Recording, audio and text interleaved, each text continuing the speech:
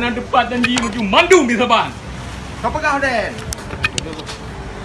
Pat, kerjaan. Bang. Udah Tiat. Bek, langgar hukum bro ni. Pat. Tanya janji lah ke. Kau pegang Tiat Pat. Langgar hukum bek. Kau Bila pegang apa betul. Hei dah betul bang.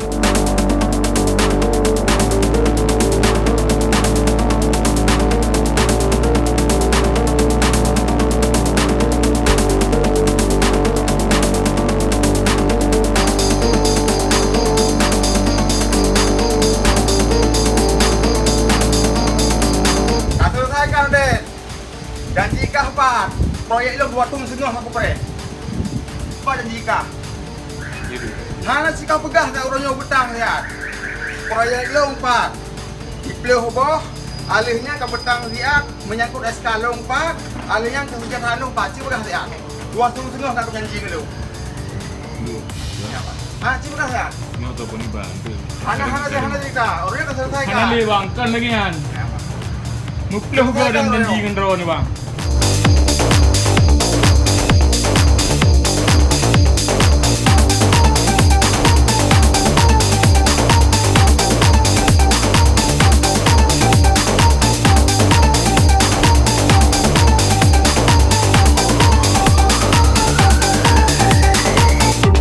Depan janji menuju Bandung bisa bang. Kau pegang Den. Pat, kerjaan. Bang. Udah Tiat. Bek, langgar hukum bro ni. Pat. Tanya janji lah ke. Kau pegang Tiat Pat. Langgar hukum bek. Kau Bila pegang apa betul. Hei dah betul bang.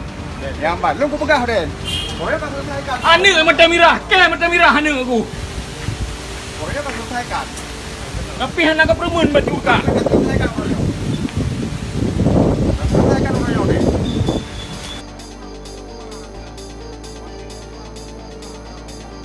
Dua tahun setengah aku pre. Pat proyek kelong 4, SK kelong 4. Ha, kesejahteraan lo 4 sih pegang saya. Kau pegang saya. Keke di dehut lewatnya di keke pu. Yang Pat. Orangnya harus selesaikan. Kuim lewatnya. Tak selesaikan Den. Janjikah Pat? Proyek lo 2 tahun setengah aku pre. Apa janjikah? Hana si kau pegah tak orangnya betang lihat. Proyek lo 4. Dipilih boh, alihnya ke betang lihat menyangkut SK lo 4, alihnya ke kesejahteraan lo 4. Cik pegah lihat. 2 tahun setengah tak aku janji ke lo. Ha, cik pegah lihat. Mau tahu ni bang. Hana jika, orangnya kan selesaikan. Hana ni bang, kan lagi kan. Muplah juga dan janji kan bro ni bang. Okey, orang ngebut bang. Orang ngebut okey, peng ku habis rumah ku habis ke. Hana ke perempuan ka. Selesaikan Den.